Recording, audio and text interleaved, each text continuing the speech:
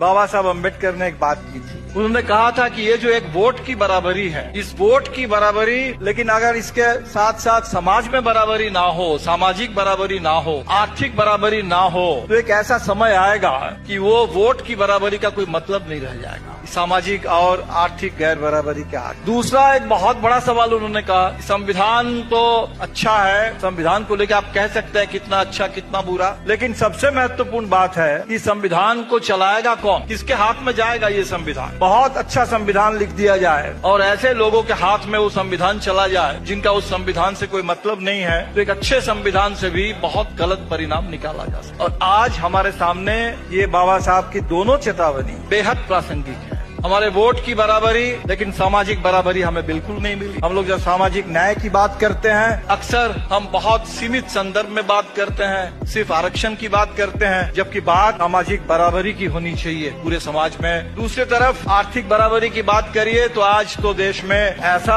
अदानी अंबानी का राज आ गया, ऐसा कंपनी राज आ गया कि देश में मुट्ठी भर पूंजीपतियों के हाथ में पूरे देश की तमाम संपत्ति और देश की तमाम जो हमारा एनुअल इनकम है वो सब उन्हीं के पास चला जा रहा है। तो एक तो हमारे संविधान के लिए बड़ा खतरा ही आ रहा है, और दूसरा इनके हाथ में संविधान चला गया, उन लोगों के हाथ में आज संविधान चला गया। जब संविधान पारित हो रहा था 1949 में, ये 75 साल संविधान के पूरे हुए, गणतंत्र के भी 75 साल पूरे हुए हैं। उस समय खुल करके इन लोगों ने, उनका जो मुखपत्र है ऑर्गेनाइजर, उसके संपादकीय में उन्होंने लिखा था कि संविधान हम नहीं मानते क्योंकि इसमें भारतीय कुछ है ही नहीं, ये संविधान एक तरह से विदेशी संविधान है, मनुस्मृति ही हिंदुस्तान का असली संविधान है। ये कहने वाले लोग 1949 में खुलकर ये बात करने वाले लोग, आज उनके ऊपर, उनके हाथ में सत्ता है, उनको इस संविधान को लागू करना है, और हम देख रहे हैं कि वो किस तरीके से इस संविधान का हर रोज मजाक उड़ा रहे हैं, उसकी हत्या कर रहे हैं।